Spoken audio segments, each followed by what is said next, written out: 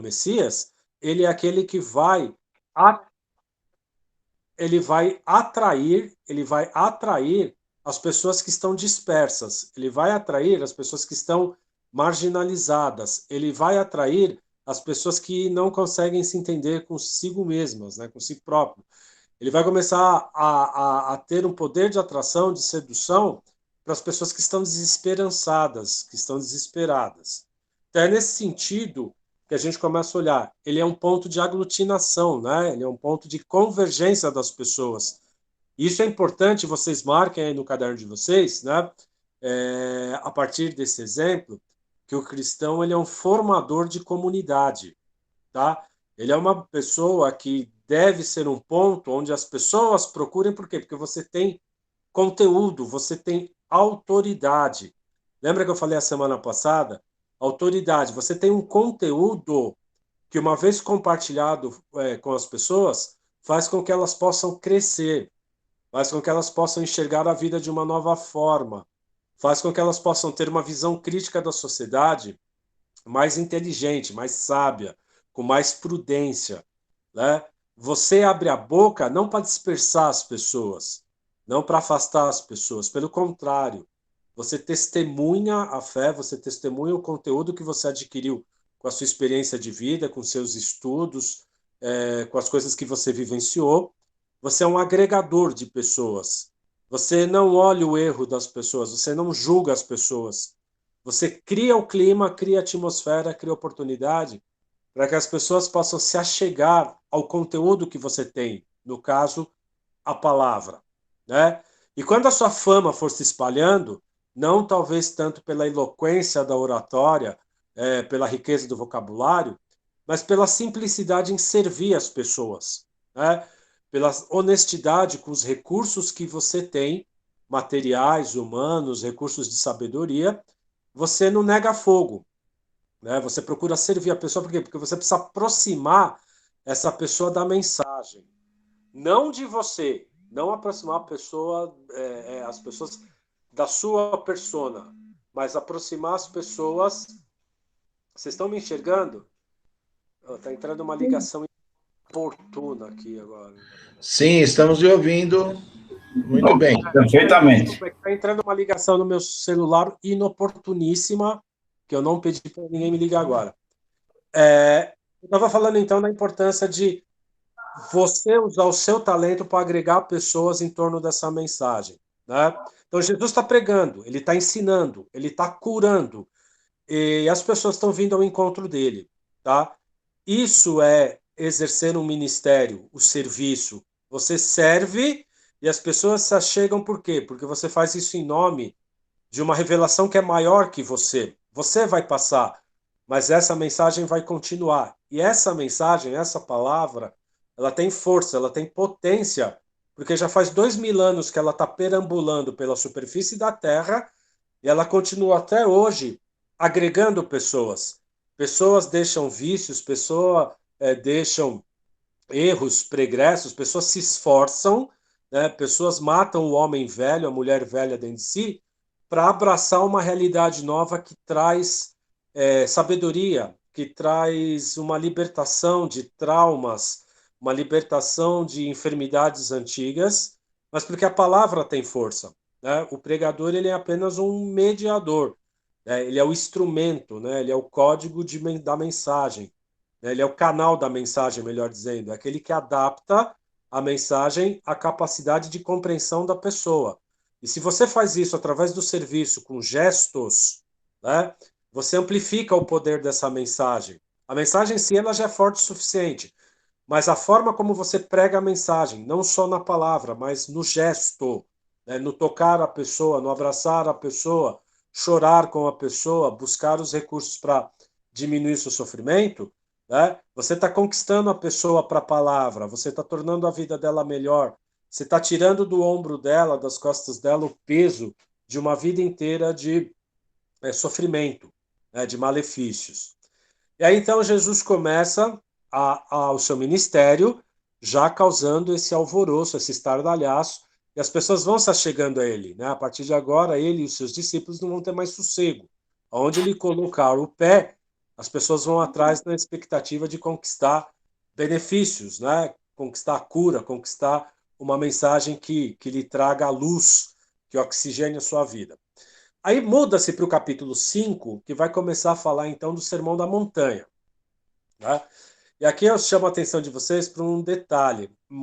Aspectos geográficos são muito valorizados no Evangelho de Mateus. Né? Montanha em oposição à planície. Se você pega o Evangelho de Lucas, eu não sei se o professor precedente falou isso, o sermão de Mateus, que é na montanha, o paralelo dele em Lucas é ocorrido na planície, não é na montanha. Mas em Mateus, com a figura da montanha, você sabe que a montanha tem um simbolismo, né, de elevação, proximidade com Deus, quer dizer, é uma dimensão vertical, de verticalidade. Ela tem esse simbolismo de proximidade, familiaridade, estar mais próximo ao território de Deus, da casa de Deus, né? Da mentalidade de Deus, está próxima da identidade do Senhor, estar próximo, familiar, estar íntimo, intimidade com Deus. Né? E aqui, olha como é legal, legal, importante isso. Se você pega, você vai pegar o Sermão da Montanha, que vem uma série de preceitos da boca de Jesus, né, que vai manifestar a vontade, o desígnio de Deus. Então ele vai trazer uma série de valores, revelar uma série de valores que, de certa forma, representam, revelam a vontade de Deus ao nosso respeito. Mas Deus já tinha manifestado os seus desígnios, a sua vontade no Antigo Testamento também. Se você pegar o livro do Êxodo, capítulo 19, né, é a história de quando o Moisés é vocacionado, é chamado para subir o Monte Sinai, para conversar com Deus, né, ele vai receber as leis, os mandamentos, os 10 mandamentos. Então, naquela passagem, eles estão num contexto de libertação, eles estão saindo da escravidão do Egito, estão atravessando o deserto, que tem um simbolismo de falta de segurança, né? Quer dizer, você não tem os meios, as estruturas, as instituições que possam te dar apoio, te dar segurança. Você está no deserto totalmente à mercê da providência divina. Deus quem está conduzindo o seu povo, tirando de uma situação miserável de escravização para levar para uma realidade de liberdade, onde você possa se realizar como pessoa humana. Num determinado momento, o líder, né, aquele que é o coordenador, né, aquele que é o investido de autoridade, investido de poder para guiar o povo, ele é vocacionado para subir o Sinai e vai receber os mandamentos de Deus. Ele vai subir, Deus conversa com ele, manda ele descer e instruir o povo. E o próprio capítulo 19 do Êxodo fala que ele teve que traçar uma limitação na montanha, porque só o Moisés podia subir ali, né? Só Moisés, o único vocacional do povo que subiu e recebeu as tábuas da lei. O povo não poderia ultrapassar os limites da montanha sobre a penalidade, inclusive, de morrer. Né? E aí o que acontece? Ele recebe as leis e desce com as tábuas, né? As tábuas de pedra com os 10 mandamentos gravados. Ele vai subir uma segunda vez, aí já com o Arão, mas só ele sobe. O povo não tinha autorização para subir na montanha. E ali ele desce com os estatutos, o decálogo, né? Que seriam as leis, então, que vão permear o Antigo Testamento. Depois vai ser desdobrado no Código Legislativo de 613 leis muito mais rigorosas, né? Adaptação aos usos e costumes da vida do povo, né? Das gerações. Mas ali era o quê? Eram pedras com a lei de Deus, eram obrigações, eram mandamentos. Com Jesus, agora não é só Jesus que sobe para receber essa revelação e passar para o povo. Agora essa montanha não tem limitação. Agora o povo é convidado a subir. O povo vai fazer o caminho da montanha. O povo vai se elevar próximo a Deus. Né? E a gente vai entender, ou melhor dizendo, a gente vai enxergar isso no texto bíblico, que agora não são mandamentos impressos, né? Esculpidos em tábuas de pedra. Né? Agora o que vai receber é a própria voz do Senhor, pelo seu Messias, né, pelo seu Filho amado, no qual ele depositou todo o afeto. Então você não vai receber isso como palavra gravada numa pedra. Você vai receber por uma voz que penetra seus ouvidos, que promove uma revolução na sua forma de pensar, na sua forma de julgar, na sua forma de analisar criticamente o tempo em que você vive, né?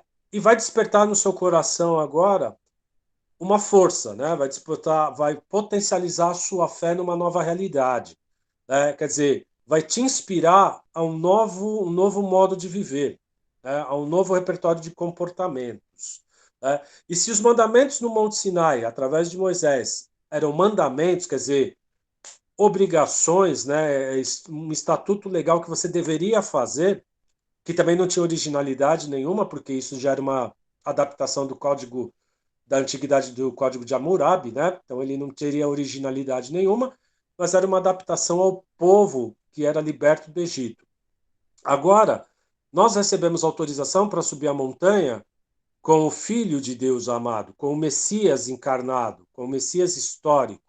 E você vai ouvir da própria boca dele palavras que agora não serão gravadas numa tábua de pedra, elas serão gravadas no seu coração, na sua consciência. E certamente ele intentava fazer com que essas palavras constituíssem a sua estrutura moral. Tá?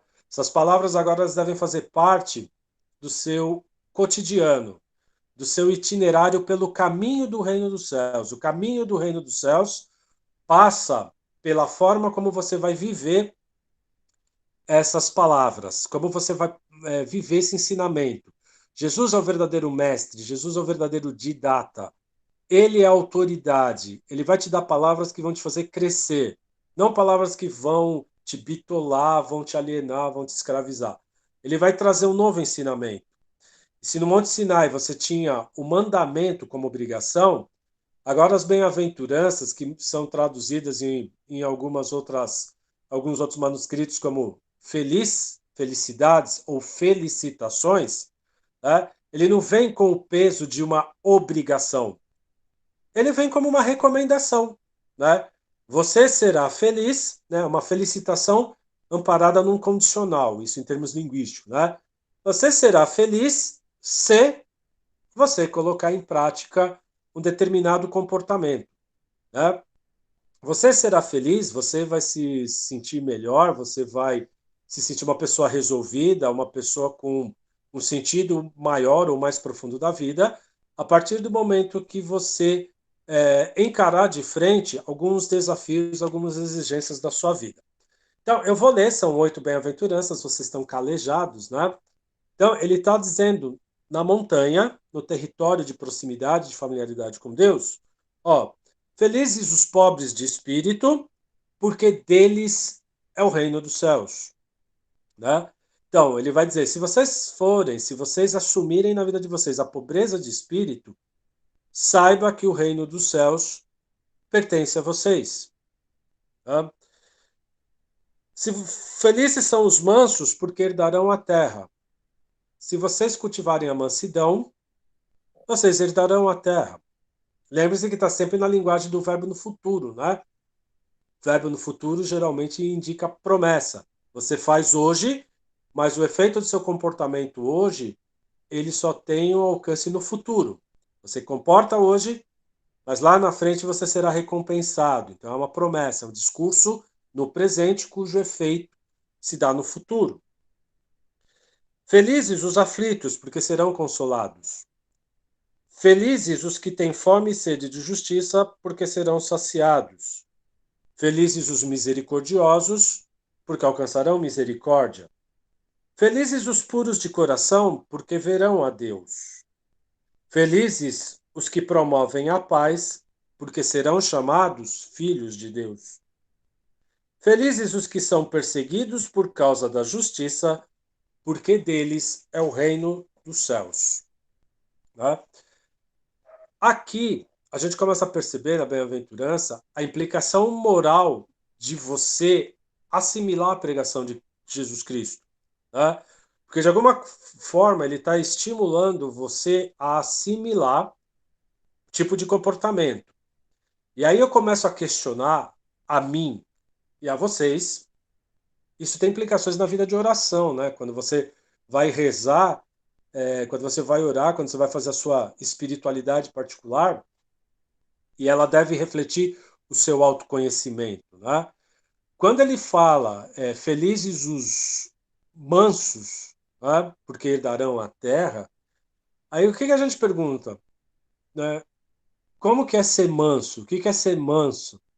Na sociedade paulistana, na sociedade brasileira, no século XXI, numa época de pandemia, com tanto desafio, com tanto problema que a gente está enfrentando. Né? Quer dizer, você liga a televisão, você vê uma série de violências, né? O homem ainda na ambição do dinheiro, do poder. Então, a criminalidade acontecendo. Vocês estão vendo a questão das mulheres, a questão de feminicídio, né? A agressão contra as mulheres. Você tem que desenvolver um código legislativo para protegê-las e aparentemente não está resolvendo, porque continua crescendo a violência contra a mulher, contra as minorias, né? As perseguições.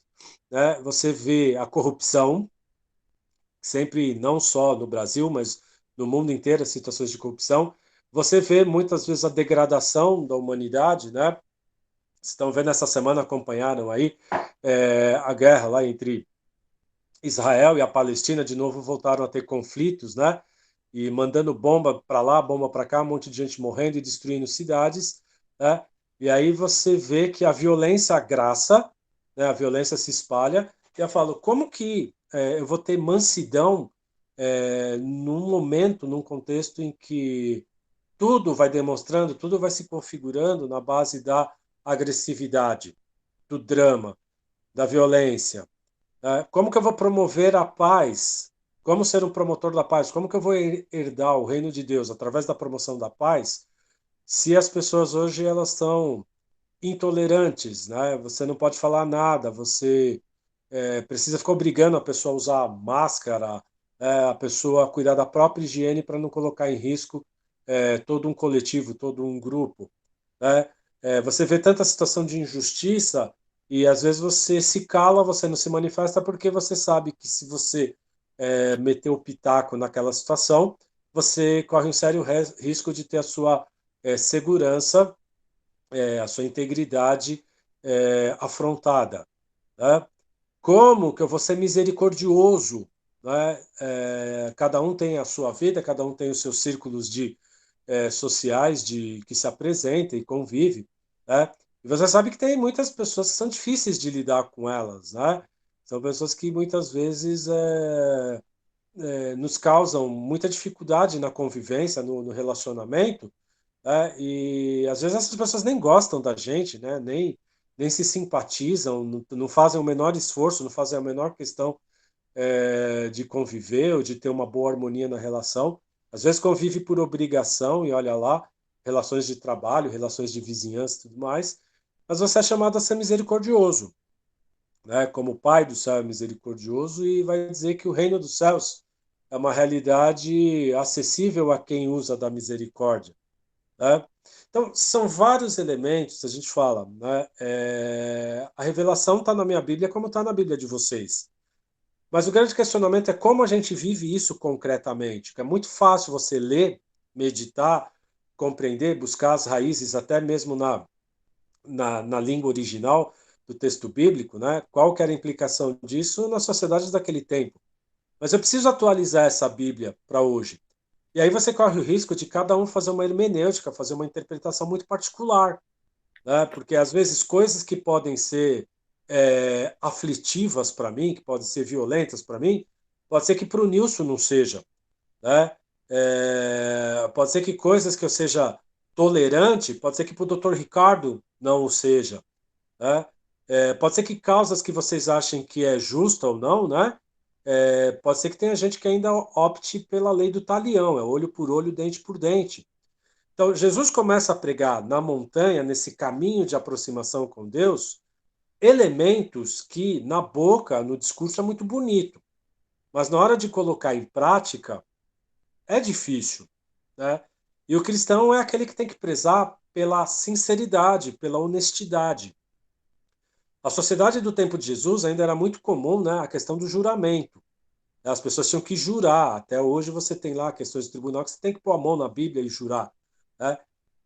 A teologia bíblica ela vai dizer que o cristão ele deveria se pautar pela sinceridade. Por isso que mais para frente no Sermão da Montanha ele vai dizer: seja o seu sim sim, seu não não.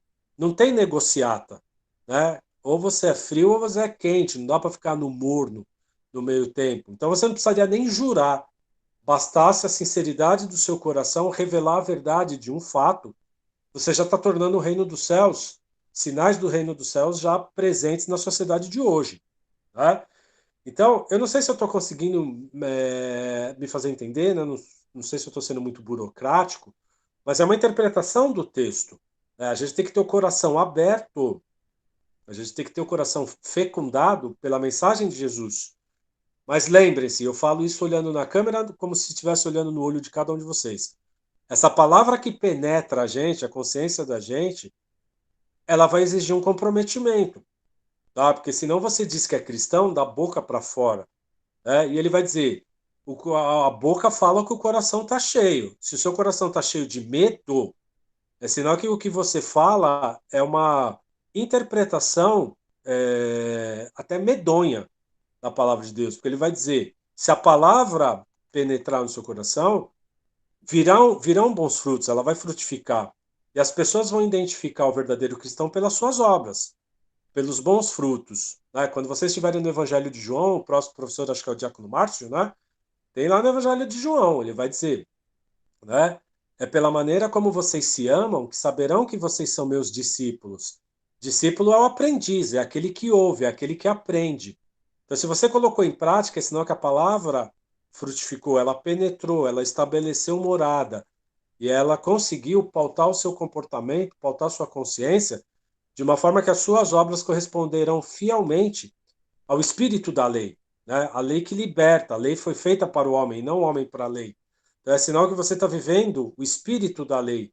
E Jesus vai dizer no Sermão da Montanha que ele não vai abolir a lei, mas ele vai dar pleno cumprimento ao espírito da lei, né? A uma lei que faz com que o homem cresça. E o crescimento segundo o reino dos céus é um crescimento comunitário. Eu cresço e a comunidade cresce comigo. Então a gente vai assimilando esses valores, né? Vocês serão felizes, serão bem-sucedidos, vocês serão é, dignos, filhos de Deus, se vocês colocarem em prática esse comportamento. E lembre-se, até vou fazer um pequena entre parênteses aqui, até para facilitar a nossa reflexão. Todos esses elementos que ele colocam, né, que Jesus colocou, se você fizer uma análise da sociedade de hoje, né, com o capitalismo, né, imperando, a questão do consumo, a questão da competição, da rivalidade entre as pessoas, né, até mesmo pela fragilidade e, diria até a deterioração das relações humanas, esses valores que eles estão pedindo, né, na boca de Jesus é muito bonito, mas quando você vai viver na sociedade, o que as pessoas vão falar de uma pessoa que se põe como mansa, como promotor da justiça, como misericordioso, que procura reconciliar com aquele que o ofendeu, né, que vira, dá o lado esquerdo para aquele que quer te agredir. Né? Esse discurso da misericórdia, do perdão, né, vamos dizer, do religiosamente correto, segundo a fidelidade ao Evangelho, na sociedade hoje são todos comportamentos que são criticados, né, que são condenados. Né? A sociedade preza pelo sangue, pela violência, pela revanche, pela vingança, pela lei do talião, olho por olho, dente por dente. Então, cuidado, né? Nós vamos refletindo nos encontros, a própria liturgia vai nos ajudando nas celebrações. De tempos em tempos a gente faz um curso aqui, escuta uma pregação acolá, né? Ouve um DVD, vê um DVD de uma pregação aqui. Então a gente está sempre trombando com esses textos, tá? Mas cuidado, você confrontar os textos, em tese, implica num comprometimento de fé. Você tem que colocar isso em prática. E colocar isso em prática na sociedade de hoje não é fácil. Tá? Prossegue Jesus, então, dizendo no Evangelho, né? Capítulo 5, versículo 11. Felizes Cláudio, sois posso vós... interromper? Deve. Assim eu tomo água. Então tá. Realmente a gente, a cada dia que passa, a gente se depara com essa situação que você colocou agora. Colocar em prática está cada dia mais difícil, principalmente nos ambientes de trabalho, enfim, nos ambientes que a gente acaba convivendo. Hoje um pouco menos em função da pandemia, mas quem ainda teve que continuar trabalhando teve que conviver e convive ainda com essa situação de debate todo dia. E aí a nossa cabeça pira, né? Sem Porque dúvida. você tem algo na tua mente, no teu coração, e muitas vezes você é ridicularizado, né? No meio da sociedade, no meio que você convive, por você tentar colocar em prática aquilo que você acredita, né? Que você Sim. aprendeu, que você professa, né? Mas como é que a gente faz? A gente desiste? Uhum. Eu quero falar também uma coisa que assim o Cláudio já fala, porque às vezes quando a gente assume esse tipo de comportamento, a gente é visto como falso. Falando assim, imagina, não é assim, só está falando para, sei lá, é uma verdadeira falsidade, a pessoa que se comporta dessa forma, no fundo, ela não é assim, entendeu? Uhum. Aí eu quero que você fale sobre isso também. Uhum. Somos como falsos. Eu vou falar, então, por isso que eu falei assim, o fato de assumirmos a fé, assumirmos a revelação, a sociedade não vai parar por causa disso, tá? Lembre-se que você está defendendo uma questão existencial, que é o seu projeto de vida. Esse seu projeto de vida passa pelo trabalho, passa pela formação intelectual, passa pela convivência com outras pessoas, então você está sempre flutuando em vários ambientes que nem sempre, como que eu posso dizer, a constituição daquele ambiente é uma constituição religiosa. Quando você vai trabalhar, o seu patrão te contratou para você produzir segundo a natureza da empresa. Tá? Ele não quer saber se você é devoto de Nossa Senhora da Espada, se você frequenta um terreiro de Umbanda no final de semana, se você é adepto a conversar com os mortos através do espiritismo, ou se você não professa fé alguma. Se ele te contratou para bater um carimbo, assinar alguns documentos, ele vai cobrar isso de você. Tá? Então, nós temos que. Primeiro, a gente tem que ter clareza, certeza da nossa convicção pessoal. Da nossa convicção pessoal. Então, por isso que Jesus está instruindo, ele está dando ensinamento. Mas ele falou: vocês não vão ser tirados da sociedade. No Evangelho de João, ele vai até fazer uma intercessão lá pelo capítulo 13, o Márcio deve falar isso, né? Ele vai fazer uma intercessão para o Pai, falando assim: olha, Pai, eu não peço que o Senhor tire eles do mundo, mas que o Senhor os guarde do maligno. Quer dizer, você vai estar no mundo e vai estar se confrontando com essas questões. E aí que vem, não está aparecendo o seu nome, eu não lembro o seu nome que perguntou agora, né, depois do Nilson. Bernadette. A Bernadette, que eu não estou vendo direito, porque eu estou com a tela do celular muito pequena, eu não estou vendo o nome de vocês. Então me perdoe alguns deslizes que eu comentar. Então, Bernadette, e o que ele vai dizer? Você tem que ser fiel à sua convicção. Não quer dizer que você vai dar certo sempre. E você vai até sofrer por causa disso. Que era o trecho que eu ia começar a ler agora. Ele vai falar, ó, vocês serão bem-aventurados, felizes, quando perseguirem vocês por causa do meu nome, né? Porque você precisa se sustentar, você precisa do dinheiro, você precisa daquela dimensão social do trabalho. Mas às vezes o seu trabalho pode ser que o objeto dele seja uma coisa contrária à promoção da vida. Você sustenta a sua família com o seu trabalho, mas de repente você trabalha na indústria sei lá, do cigarro, né? Ou de repente da bebida, que você sabe que em excesso aquilo abrevia a vida, né? Então, esses dilemas, eles sempre vão aparecer. Mas o Sermão da Montanha, ele está te dando elementos para sua estrutura ética, tá? Por isso que mais tarde ele vai falar: dê a César o que é de César, mas dê a Deus o que é de Deus. Porque limitações a gente vai ter o tempo inteiro. Agora, tudo depende de como você se comporta diante dessas limitações, né? Diante desses desafios. Tá, é difícil, é difícil. Você trabalha com pessoas que você não escolheu. Elas têm temperamentos diferentes de você, né? Às vezes não combina na visão de mundo, né? Às vezes as coisas mais insignificantes ou às vezes as coisas mais relevantes não existe um denominador comum entre elas. Mas é isso que ele vai falar mais para frente. Eu vou antecipar algumas coisas, então, do Sermão da Montanha, quando ele fala assim: você deve rezar pelo seu inimigo, você deve amar o seu inimigo. E aí ele vai falar: que graça tem você manifestar amor, afeto só pelo seu esposo? Que graça tem você expressar afeto pela sua mãe, pelos seus filhos, pelo seu melhor amigo? Aí ele falou: isso até os pecadores, entre eles, né? O pecador gosta da sua mãe, ama a sua mãe, por pior que ele seja. Então você pega um presidiário, muitos deles têm uma tatuagem lá, amor de mãe, né? Para dizer assim. Então, quer dizer, até as pessoas más, elas gostam de quem são familiares a eles, são amigos e tudo mais. A originalidade, o Sermão da Montanha fala disso. A originalidade do cristianismo, que é diferente do que os outros pregavam, saduceus, escribas, fariseus. A originalidade do cristianismo é exatamente essa. Você dedicar atenção, afeto, bem-estar, justamente para a pessoa que te incomoda, justamente pela pessoa que está engasgada aqui, justamente para a pessoa que faz você engolir sapo. Eu meditei muito essa passagem, eu cheguei a algumas expressãozinhas em português, que é uma interpretação minha. Tá? Eu acredito que está em conformidade com o Evangelho. Pode ser que a interpretação de vocês não seja a mesma, porque a gente nunca consegue ter bons olhos para os nossos desafetos, para os nossos inimigos. Então, uma vez eu estava meditando, e eu já espalhei isso para todas as salas de aula da época que eu estava na cura, e continuo isso, faz parte da minha pregação.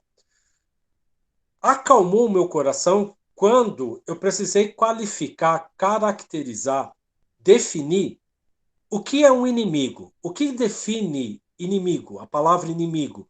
Ou o que qualifica um ser humano que eu julgo, considero como inimigo? Tá. A primeira instância, as pessoas vão dizer: inimigo é aquele que me faz mal, inimigo é aquele que me prejudica, inimigo é aquele que corta o meu barato, inimigo é um calo que aperta no meu sapato, é uma doença que inflama permanentemente, que me causa dor, desgosto. Existem pessoas na nossa vida, e aqui eu não vou ser hipócrita, porque eu tenho isso hoje, e muitos de vocês provavelmente têm, porque nós somos seres humanos limitados. Existem pessoas, ou uma pessoa, que só o fato de você lembrar dela, você já fica aborrecido. A sua respiração muda, a saliva passa com gosto de ferrugem, a imagem dela, a lembrança dela, faz inevitavelmente você pensar: a vida seria muito melhor se essa pessoa não existisse ou se ela tivesse, assim, infinitamente longe daqui, né? Se não é hoje, em algum momento da vida, infelizmente já teve ou tem gente que está com esse problema. Eu meditei a originalidade do cristianismo. Cristo convida o ser humano. O Sermão da Montanha, ele não é uma obrigação como Moisés trouxe leis que você é obrigado a seguir. Ele está te dando uma proposição, uma proposta. O que é proposta?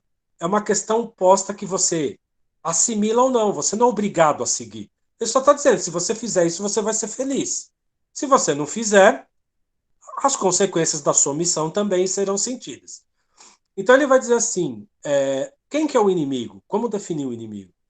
Aí a originalidade do cristianismo vai te convidar a olhar o ser humano, porque ele vai dizer que ele é teu próximo. Ele é aquele que caminha com você, está vivendo ao mesmo tempo que você, na mesma geração que você. Ele, Jesus, morreu na cruz por ele também. Ele pregou um sermão da montanha na esperança que essa mensagem chegasse para essa pessoa também. E aí o que acalmou meu coração? Ele vai dizer, eu cheguei à minha conclusão que talvez vocês não são obrigados a concordar. O inimigo, ele deveria ser olhado, né, não com ódio, com rancor, né? Ele deveria ser olhado como uma pessoa que não teve as oportunidades que você teve. Ele é uma pessoa que ele age daquela maneira porque ele não teve alguém ainda que despertou um ponto de vista diferente dele. Por isso que você é um propagador da fé, um promotor da paz. Você está com a palavra, ele apareceu na tua vida porque ele criou oportunidade para você dialogar com ele. E não é fácil. Você tem que dialogar com uma pessoa de temperamento difícil, que tem opiniões extremadas diferentes de você, não é fácil você. Mesmo porque também existe um pouco de vaidade da nossa parte, né? A gente quer pregar e convencer a pessoa. Você não convence. É a palavra que tem força em si que é capaz de penetrar a pessoa. Você vai servir a pessoa. Eu já preguei isso para vocês em sala de aula, ao final do capítulo. O final do Evangelho de Marcos, né, vocês já fizeram Marcos, acho que com o Diácono Márcio, o último parágrafo dele, capítulo 16, a partir do versículo 14, né, aliás, o último versículo do Evangelho de Marcos, né, que é o versículo acho que 20 ou 21, não, se eu me recordo, ele vai falar assim, os discípulos foram enviados, né, eles pregaram a palavra, o Senhor agia com eles realizando prodígios e milagres. Está na Bíblia de vocês, final do Evangelho de Marcos, para dizer, Bernadette, você tem que ir pregar e testemunhar. Quem vai convencer é a graça de Deus, pela própria força da palavra. Você só é o instrumental, o mecânico, o que age. Né? Então, o que você pode fazer? Você não pode só omitir do seu testemunho, porque é o seu testemunho ali de perseverança, é ele que cria o clima para a pessoa assimilar a palavra e se converter. Ainda que ela não te tolere, ainda que ela não te dê canal de abertura, mas de pouquinho em pouquinho, com as próprias situações contingentes do dia a dia, você tem a maneira de não responder com a violência. Porque foi isso que Jesus colocou lá no capítulo 7, que acho que a gente nem vai conseguir chegar lá hoje por causa do horário. Né? Mas ele vai dizer, você tem que pagar o mal com o bem. Porque se você pagar o mal com o mal, você está aumentando a quantidade do mal, você está colocando mais volume na maldade, na contradição. Então, a sua resposta tem que ser uma resposta contraditória, na caridade, no amor.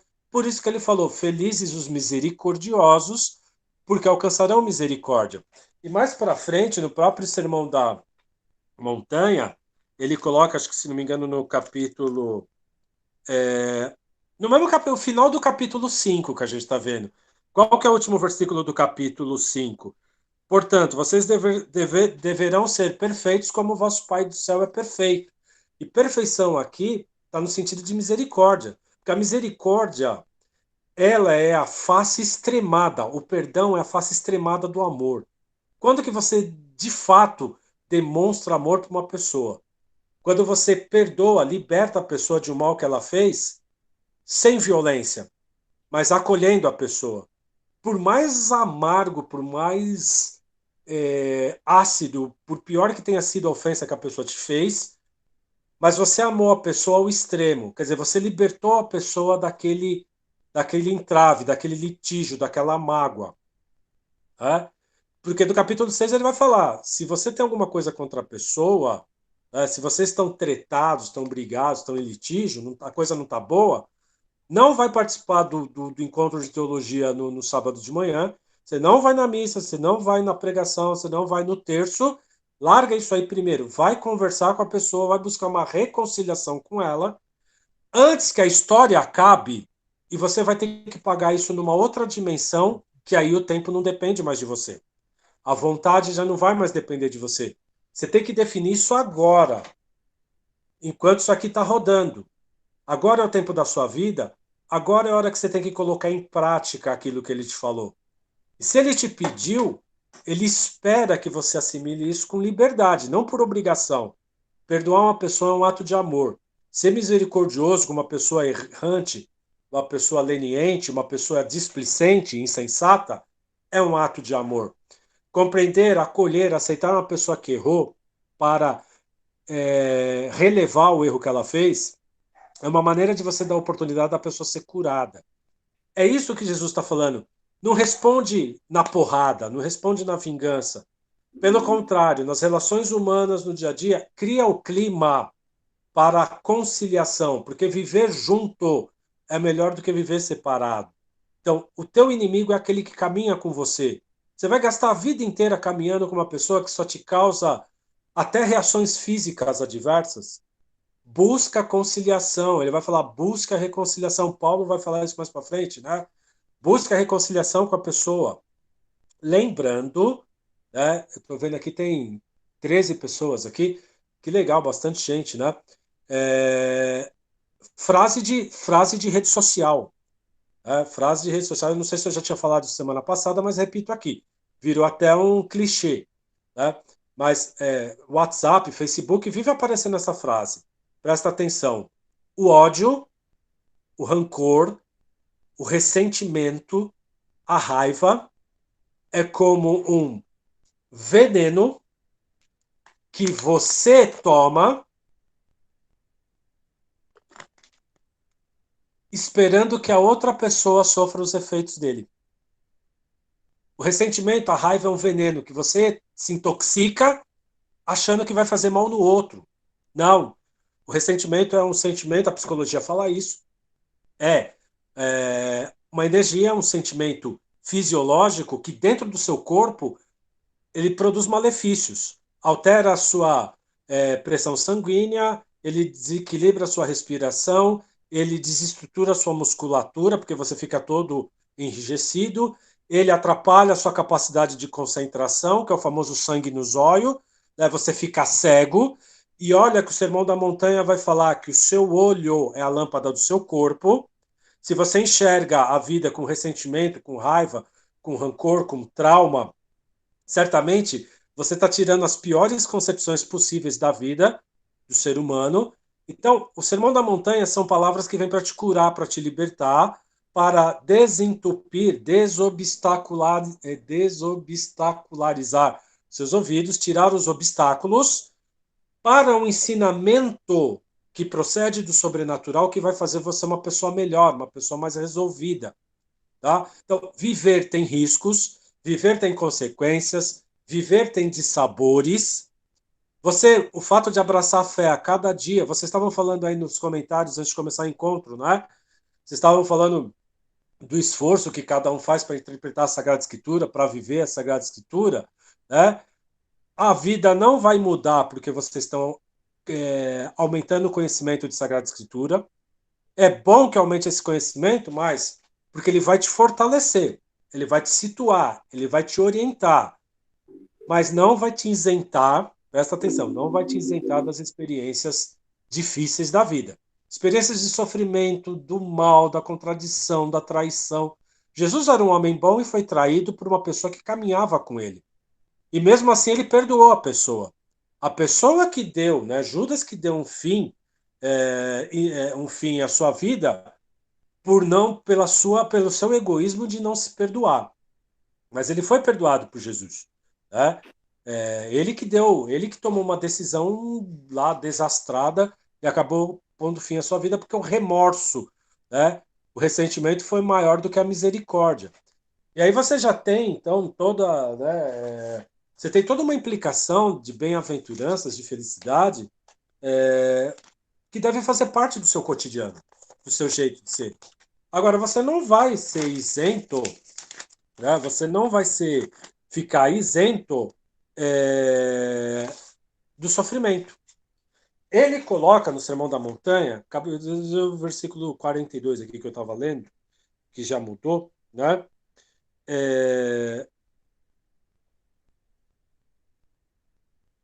Ele fala da saúde do olho, mas olha o que ele fala no capítulo 5, versículo 42.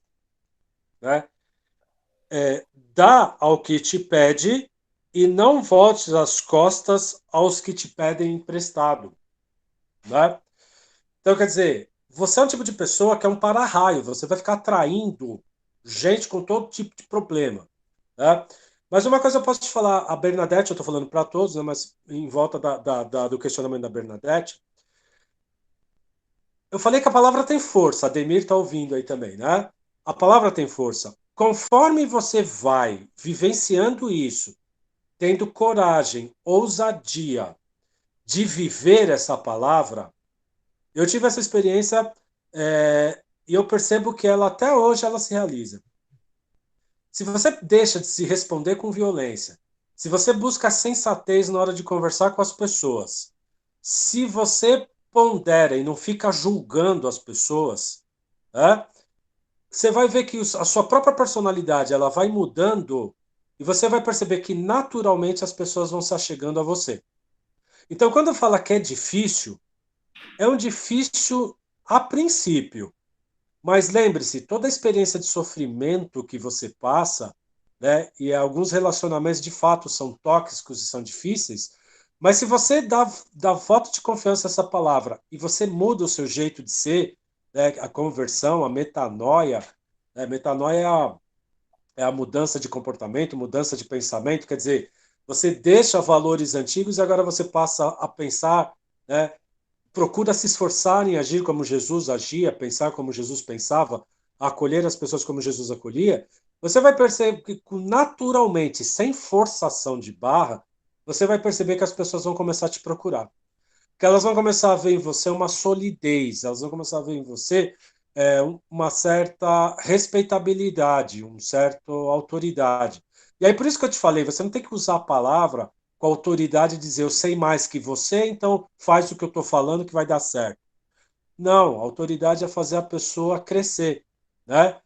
Ajudar a pessoa, sentar do lado dela, chorar com ela, rezar com ela, né? Procurar não falar as palavras duras no momento inoportuno, né? Mas procurar o momento certo para falar as palavras certas, a pessoa vai encontrar em você um ombro amigo. E aí lembre-se que São Tiago, o final da carta de São Tiago, ele fala assim, depois você olha na sua Bíblia, São Tiago capítulo 5, versículo 19 e 20, mais ou menos. É o último parágrafo da carta de São Tiago. Ele fala assim: todo aquele que reconduz um pecador, reconduz o inimigo, reconduz uma pessoa para o caminho da verdade, da justiça, ele salva a sua alma e apaga uma multidão de pecados no mundo. Olha que bonito. Né? E às vezes você, para reconduzir uma pessoa, você vai ter que entrar em diálogo com ela. Né? Às vezes a pessoa vai te ofender, vai achar que você está se intrometendo na vida dela. Lógico, você vai respeitar a liberdade da pessoa, você não vai tomar a liberdade. Porque nem Jesus tomou a liberdade de ninguém. Ele convidou discípulos, ele não obrigou ninguém a andar com ele. O playboy lá, quando quis andar com ele colocou a mesma condição. Ó, você quer andar, você está livre para andar comigo. Mas vai ter perrengue, as pessoas vão te perseguir. Você não vai ter conforto, não vai ter comodismo. Você vai sofrer as consequências. O que aconteceu? O cara ficou acabrunhado, triste, não quis se comprometer. Então, o Sermão da Montanha vem ajudar a penetrar na nossa consciência novos valores para que você torne o mundo melhor, para que você agregue pessoas em torno da mensagem. E agregar as pessoas é confrontar pessoas que pensam diferente de você, pessoas que às vezes têm julgamentos diferentes de você, né? Pessoas que às vezes não estão no momento certo ainda de ouvir algumas coisas, quer dizer, o trabalho vai ser muito mais difícil, né? Mas você não pode se omitir, porque você assimilou a mensagem foi boa para você. Ela te iluminou, ela te clareou, ela derrubou barreiras, muros da sua vida, e você se sentiu uma pessoa melhor. Né? Acredito que muitos de vocês começaram a frequentar a igreja, se aproximaram do evangelho já com a idade madura. Né? Antes vocês pouco se importavam com questão de fé, de religião. Né? Não estou generalizando, quer dizer, aliás, estou generalizando. Pode ser que nem todos foram assim. Né? Mas por quê? Porque num determinado momento, essa palavra, a maneira como ela é celebrada na igreja, os amigos que você formou na comunidade da igreja, na escola de teologia, nesse grupo, mostraram que a palavra ela não te traiu, ela não te decepcionou. Pelo contrário, vocês perceberam que é gostoso fazer amizade. Vocês perceberam que aumentou a quantidade de conhecidos. E vocês formaram uma comunidade aos sábados de manhã em torno da palavra. E vocês mesmo falaram antes de começar a aula, né? Conforme a gente vai crescendo na fé, a gente vai vendo as coisas de uma maneira diferente, né? Vai amplificando, né, a maneira de entender o evangelho e de viver a vida. Então, esse grupo é um gesto concreto, é um testemunho sólido, concreto, da eficácia da palavra. Da eficácia da palavra. Às vezes tem gente que não se manifesta, mas às vezes, assim, além da tela do computador, além da tela do celular, ela pode estar vivendo dramas que ela ainda não teve coragem de colocar em público ou não procurou nenhum de vocês para conversar em público. Mas, de repente, ela está sentindo um alívio porque esse momento no sábado de manhã ela se sente acolhida, fortalecida, por quê? Porque a palavra está rolando, a palavra está não só com o professor que está falando, mas com as próprias intervenções, com os testemunhos que vocês dão, a palavra está chegando, está alcançando o coração. E aí você pega o capítulo 6, quando ele fala da providência divina. Né? Olha, apesar da vida, do dia a dia, da agenda, da família, tá massacrando vocês, o ter que correr atrás do sustento está oprimindo vocês, né? A precaução com o vírus, né? O cuidado com o vírus limitou a liberdade de sair, de abraçar os parentes, não sei o quê.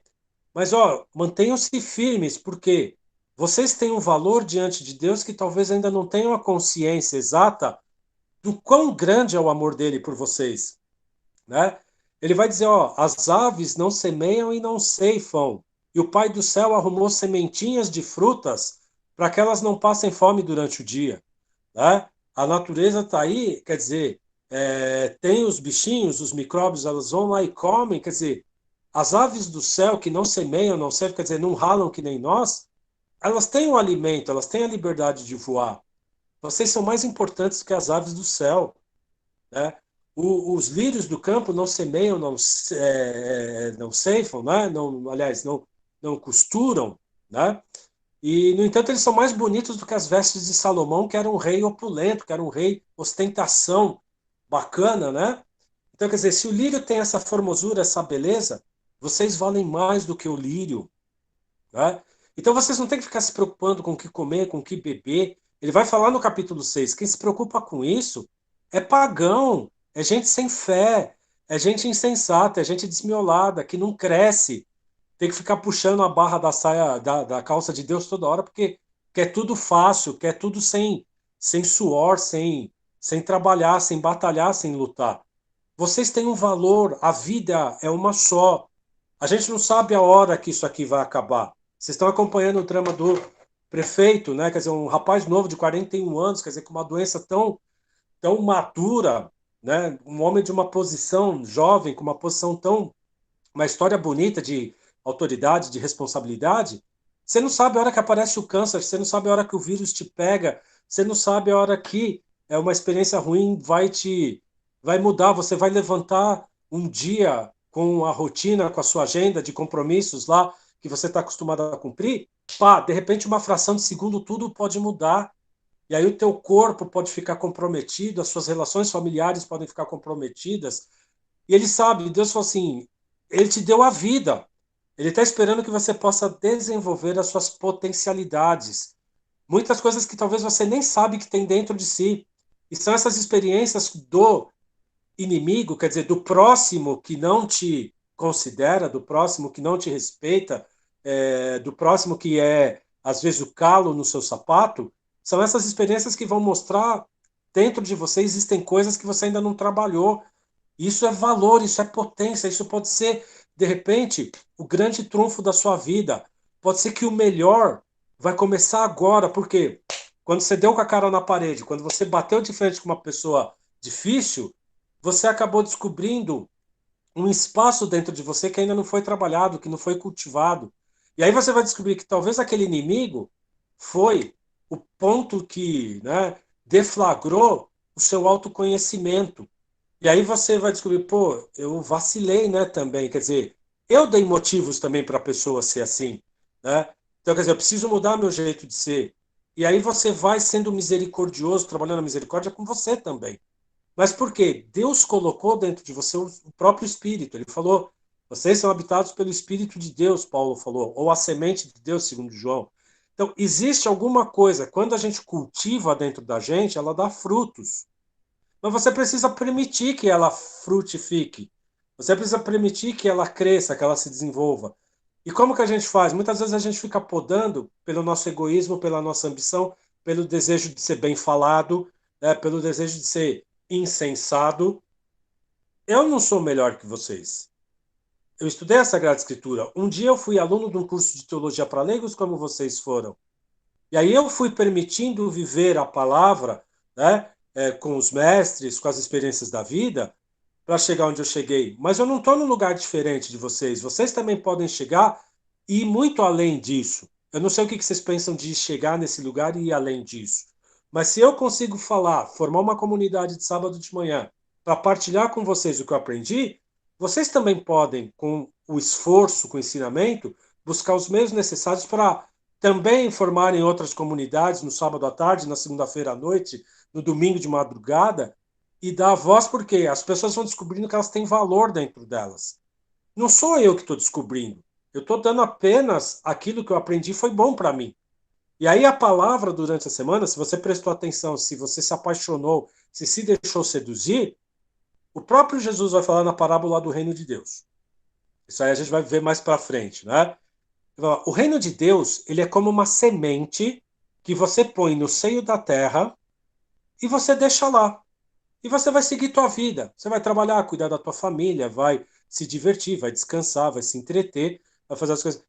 Deixa lá no seio da terra que o próprio tempo, a própria natureza, a própria acidez do terreno, a chuva, o sol no momento certo, vai fazer com que o reino cresça. Ele faz essa comparação, essa metáfora para dizer, uma vez que você assimilou a palavra, não abdica, não se isenta dos teus compromissos. Deixa que a própria palavra vai crescer em você a partir das experiências que você vai viver. Experiências boas, que você vai ficar muito feliz, mas também experiências dolorosas, experiências de privação ou de perda, que vão revelar para você algum canto seu que ainda está florescendo, que ainda está frutificando. Então, o que eu peço, né? Eu acabei nem falando tudo que tinha para falar, né? Mas isso aí a gente consegue ver dentro do planejado, do projetado. Não deixem passar, não só pelo evento sábado de manhã. A Bíblia está na mão de vocês para qualquer horário que vocês quiserem ler. Não deixem passar os ensinamentos da montanha, porque é um ensinamento de elevação. Está aumentando, você está chegando mais próximo do Senhor conforme essa palavra vai chegando. O que eu preciso alertar vocês são duas coisas antes de ir embora. Eu tenho 5 minutos para fazer isso. E as duas questões estão no capítulo 5, tá? Para hoje, né? São dois versículos que vocês precisam estar bem atentos. Um deles é o versículo, capítulo 5, versículo, se não me engano, acho que é o 20. Eu tô com a visão tão ruim, gente. Eu preciso trocar de óculos urgentemente. Olha aí, o que está escrito no versículo 19?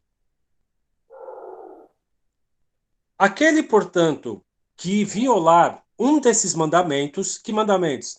São o que ele está falando no Sermão da Montanha. Quer dizer, você tomar a palavra e não levá-la adiante. Ou usar a palavra para um fim escuso, para julgar e condenar os outros. Ele vai dizer, aquele que violar um desses mandamentos e ensinar os homens a fazerem o mesmo, será chamado menor no reino dos céus. Ele não está querendo dizer que você vai estar ausente do reino dos céus. Ele vai dizer que você vai ser menor no reino dos céus. Agora ele falou, toda vez que você recebe a palavra, aqueles, porém, que praticar e ensinar, esse será chamado grande no reino dos céus. Então, olha a moral que ele deu para vocês aí que estão fermentando, né, crescendo no conhecimento da palavra. Você tem a possibilidade de ser chamado grande no reino dos céus a partir do momento que você pregar e ensinar os homens o caminho do reino dos céus, que é a palavra de Jesus, que é o Sermão da Montanha, né? Mas olha o que ele falou. O que ele fala no versículo 20? Ó, perigosíssimo isso. Com efeito, eu vos asseguro que, se a vossa justiça não ultrapassar a dos escribas e dos fariseus, vocês não entrarão no reino dos céus. Tá? Se a nossa capacidade de pregar a palavra, colocar a palavra em prática, de acolher as pessoas e transformar em gesto concreto o Sermão da Montanha, ele vai dizer, não é que você vai ser expulso do reino dos céus, não é isso que ele está falando, vai ficar a vida inteira no inferno. Ele está falando que o reino dos céus vai ficar mais difícil de se realizar a partir do agora. Tá? Por quê? Porque você recebeu um ensinamento potente, mas você estrangulou, você omitiu, você abafou. Tá? Então, esse é um questionamento que a gente não pode esquecer. Se a gente está crescendo na palavra, se a gente está crescendo na compreensão daquilo que é o desígnio de Deus para o ser humano, e ele pede para que a gente ensine isso às outras pessoas, a gente tem que falar, a gente tem que levar adiante, a gente tem que multiplicar, a gente tem que amplificar, a gente tem que levar isso aos outros. Porque ele vai dizer, os escribas fariseus, os rigoristas, os fundamentalistas, eles também pregam a palavra, mas eles pregam a palavra que não liberta, que não leva à verdade, que não faz crescer. A autoridade não é uma autoridade que faz crescer, é a autoridade que poda a liberdade, mordaça, né? Você não pode fazer nada que você está impuro, você não pode fazer isso que você está impuro, você não pode fazer isso que é pecado, você não pode usar saia que é pecado, você não pode beber cerveja que é pecado, então eu estou ferrado, né? Pelo contrário, você tem que partilhar a palavra que você recebeu de graça, por quê? O fundamentalismo, ele corta o seu barato, ele te aliena, ele te escraviza. Você tem que tornar a pessoa livre. E Paulo vai dizer na carta aos Gálatas, foi para a liberdade que ele vos libertou, né? Você vai conhecer a verdade vai tornar você livre. Quer dizer, se você estiver ali comprometido com a comunidade humana, partilhando a palavra, ajudando as pessoas a se encontrarem na palavra, o reino do céu já está próximo. Ele já está se realizando aqui agora, tá?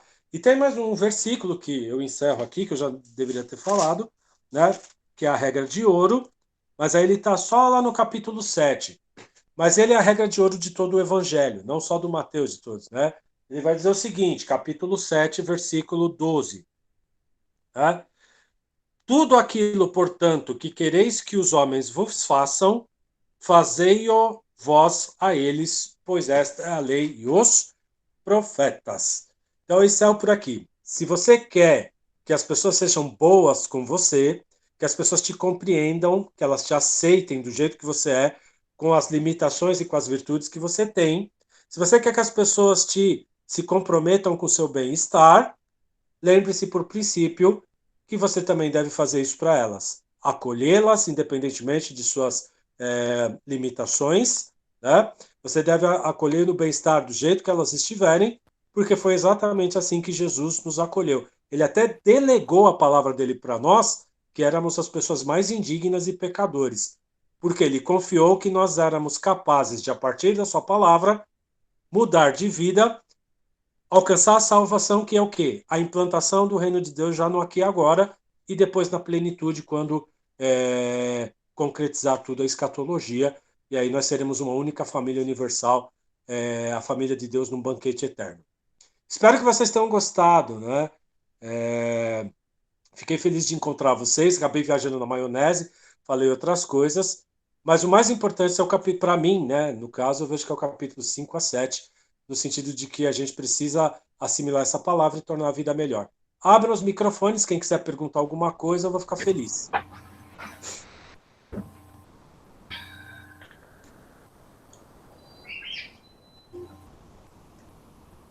Queremos agradecer mais esse encontro, mais essa reflexão que nos faz abrir as mentes, né, para acolher melhor a palavra e compreendê-la melhor também. Muito obrigado pelo encontro de hoje. Obrigado, Marco, Silvana, lindos. Saudade de vocês. Idem. Olha, você sempre coloca umas caraminholas na nossa cabeça para a gente sair pensando durante a semana, mas é muito bom que traz muita oportunidade de reflexão, né? E você traz alguns pontos que faz a gente enxergar de maneira diferente, isso é muito interessante. Eu, pelo menos, eu me sinto assim. Obrigado, Nilson. Obrigado. Continue falando do assunto, faça essas divagações. Quando você faz essas viradas, esses enunciados, é ponto de reflexão para a gente. Foi muito interessante. Gostei Legal. muito. Obrigada, Cláudio. Obrigado, Marivone. Obrigado. Para mim tem sido muito útil, assim, enriquecedor nas aulas de catequese de adultos que a Lene, assim, e a gente assumiu aqui na paróquia. A Lene que mais puxa, assim, a coordenação, mas eu estou sempre com ela e, assim, essas reflexões, assim, sobre o conhecimento da Bíblia, elas têm ajudado muito, assim, de passar alguma coisa, assim, um pouco mais consistente, às vezes, para os alunos da catequese de adultos, que são já pessoas vividas, né, e que a gente pode fazer uma reflexão mais ligada, né, à realidade com mais consistência, né, na catequese de adultos. Então, tem sido muito bom, né, agradeço aí sempre essa oportunidade de estar aí com vocês. O lance da teologia pastoral Vocês sabem, eu já falei isso para vocês, não é novidade nenhuma. Eu sou um teólogo especializado em pastoral. Eu não sou um teólogo especialista em Bíblia. A Bíblia faz parte da formação do teólogo pastoral. A minha aptidão, a maneira que eu mais me identifiquei dentro da teologia é com a pastoral, que é exatamente isso. Como traduzir na pregação, na minha pregação, traduzir para vocês o texto bíblico, mas de uma maneira que vocês possam enxergar pistas de prática, já hoje, né, durante a semana. Então, é isso que eu fico contente quando a Ademir falou, né? Que eu sei que ele vai levar isso para a catequese. Mas, gente, o importante, Lore, é gostoso você conhecer as palavras. Vocês sabem que eu sou um apaixonado pela língua portuguesa, eu amo dicionário, eu vivo aqui imerso no dicionário, eu gosto de boa estrutura de português. Mas o mais importante da mensagem é essa, é você dar pistas para as pessoas colocarem em prática, porque quando ela sair da tua frente, ela vai voltar para uma realidade cheia de desafios, cheia de carências, pessoas vão estar exigindo dela postura, né? E você precisa fazer com que a pessoa, com toda essa loucura que está no mundo, toda essa violência, toda essa bagunça que está, que a pessoa se mantenha serena, que ela se mantenha concentrada. Então, prática, prática. Jesus fala no Sermão da Montanha.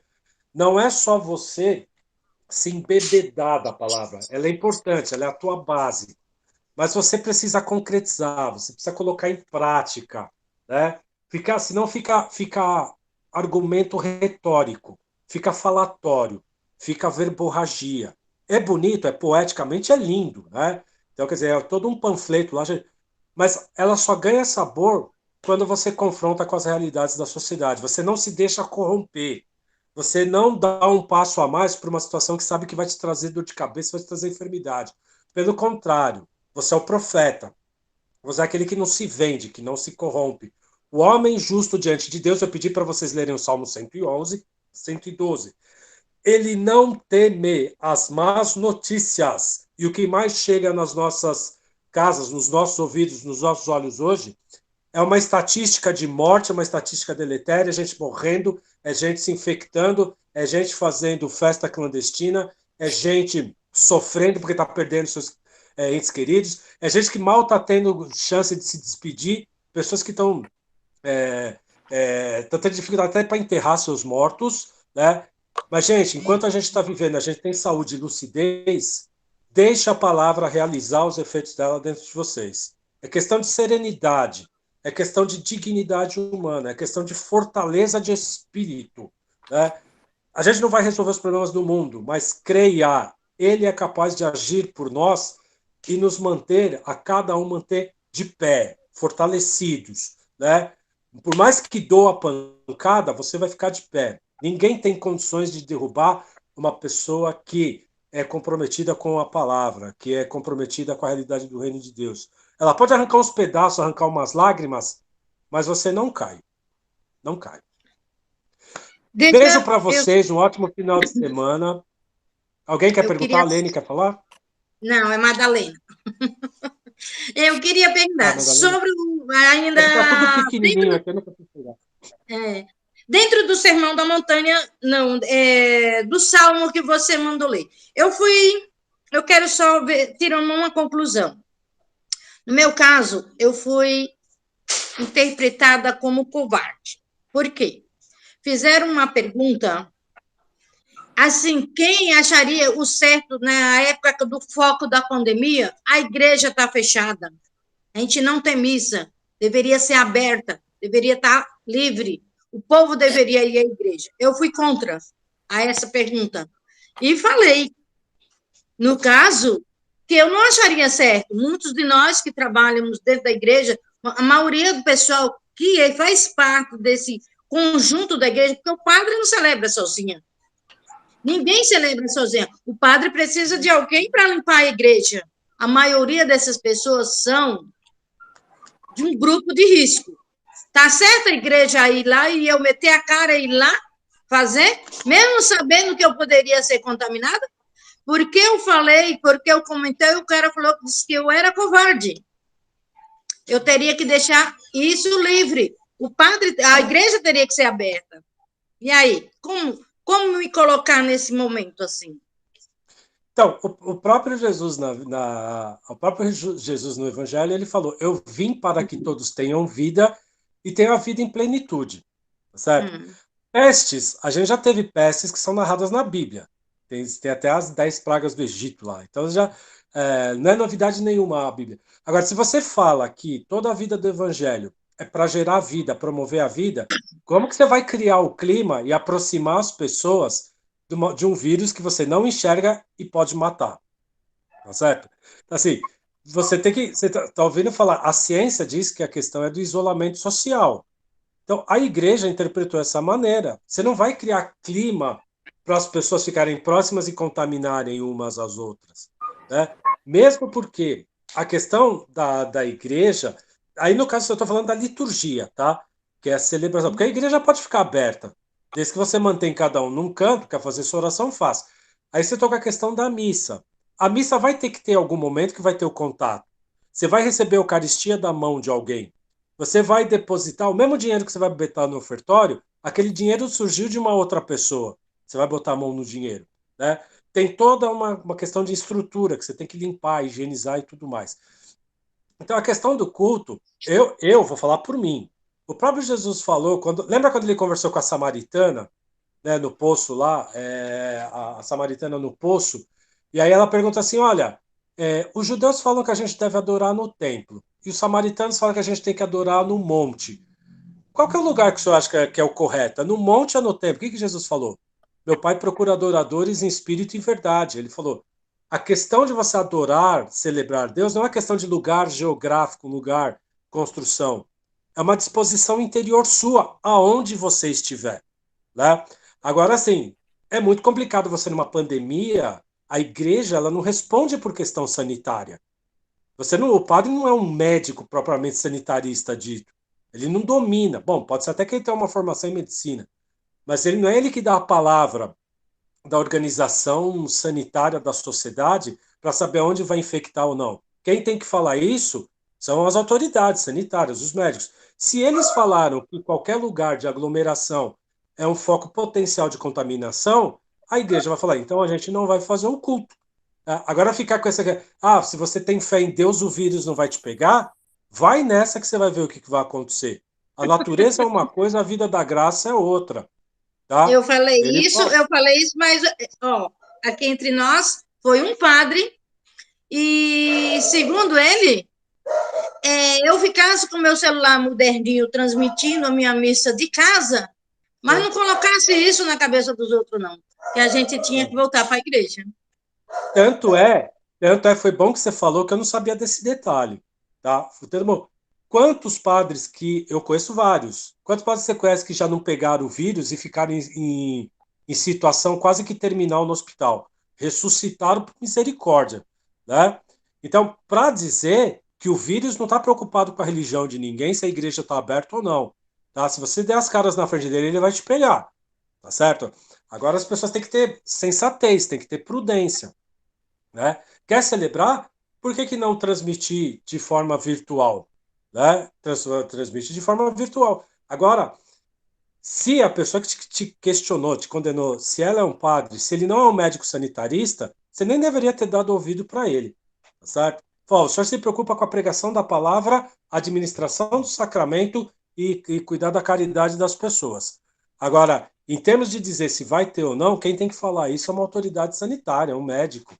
Né? Se todo mundo se infectasse dentro do culto, quem que ia receber a culpa? Ele ia assumir o BO? Provavelmente não. Né? Então, cada um no seu quadrado cuida do seu território e não fica metendo o bedelho na vida dos outros. Né? Quer fazer, faz, mas assuma as consequências depois. E eu garanto, numa pandemia, as consequências não são nem um pouco agradáveis.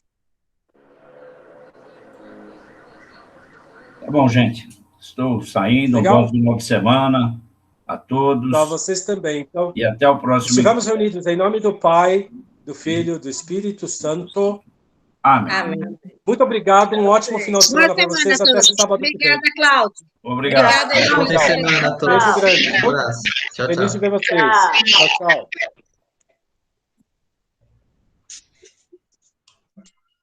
Sai.